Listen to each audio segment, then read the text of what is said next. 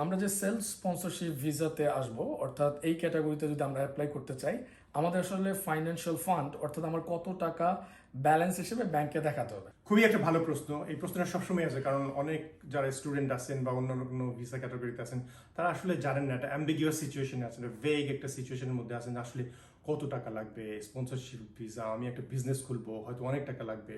আসলে এটার কোনো হার্ড অ্যান্ড ফাস্ট কোনো রুল নাই যে তোমার বিজনেসে তোমার এত টাকা থাকা লাগবে। হোম অফিসের ওয়েবসাইটেও কোনো লিখিত কোনো কিছু দেওয়া নেই যে তোমার এত টাকা তোমার ব্যাংক অ্যাকাউন্টে থাকতেই হবে।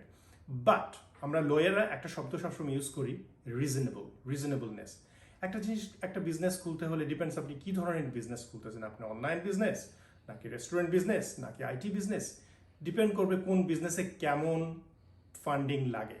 তো সেইটার উপর ডিপেন্ড করে একটা রিজনেবলনেস থাকতে হবে, একটা রিজনেবল অ্যামাউন্টটা থাকতে হবে।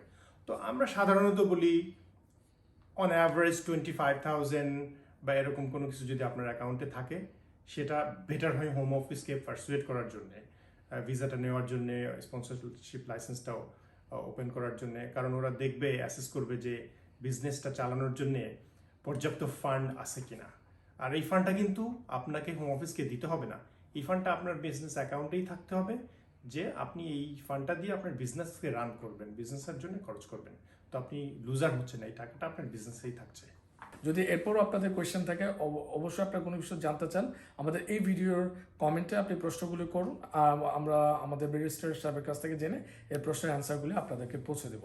ধন্যবাদ সবাইকে।